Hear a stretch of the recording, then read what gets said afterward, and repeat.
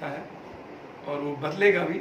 चीज़ें जब सरकार में आए तो जो आप देख के जाते हैं उसमें एक आमूलचूल बदलाव आने की आवश्यकता है।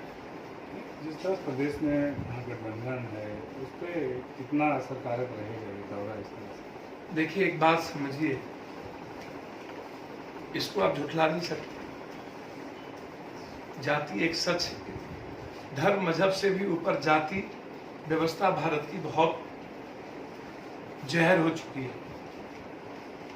विकास की गति और गरीबी और आम आदमी को जस्टिस नहीं मिलना और सामाजिक सरकार से जुड़े कोई बात मसले पर विकास पर चर्चा नहीं होना, चुनाव आते आते सेंटीमेंट पे, चुनाव आते आते 1990 का मुद्दा भी और अभी भी वही मुद्दा, वही आरक्षण, एसटी एससी स्वर्ण, वही भीम भामा पद्मावत जय श्री राम परशुराम, वही लव जिहाद कब्रिस्तान शमशान सोलेटर।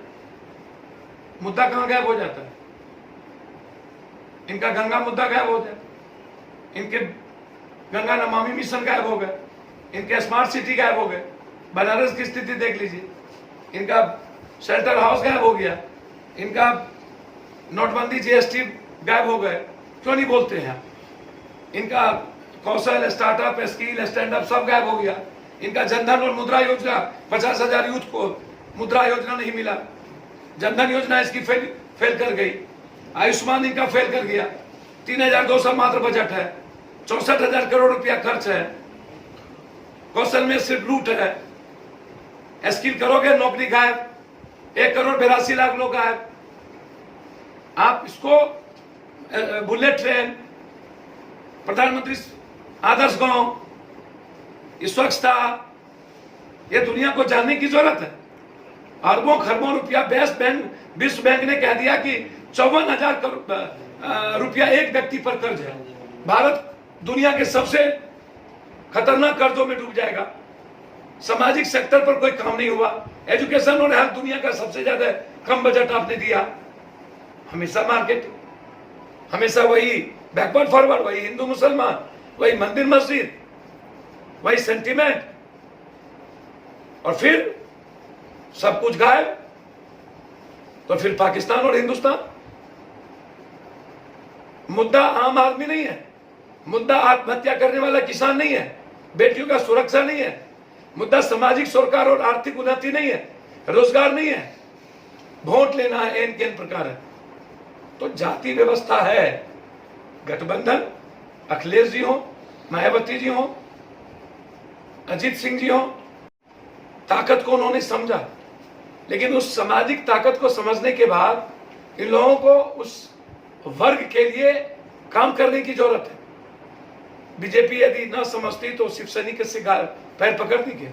कितने गाली सुनने के बाद 22 सीट से 17 सीट नीतीश कुमार जी के पास माथा टेकता क्या? यहां पर अपना दल से 2 सीट के लिए पागल होता क्या?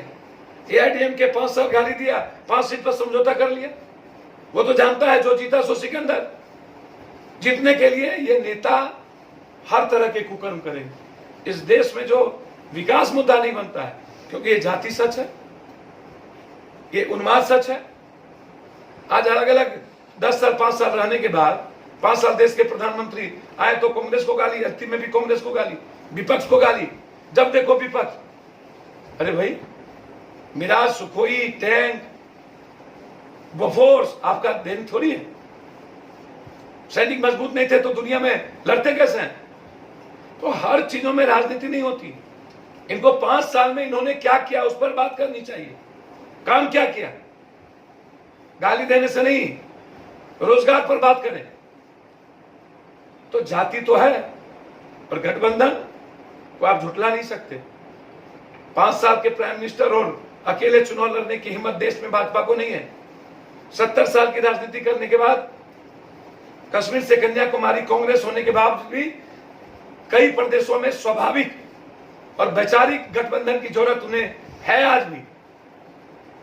उत्तर प्रदेश में एक बड़े गठबंधन में कांग्रेस को भी डाली चाहिए।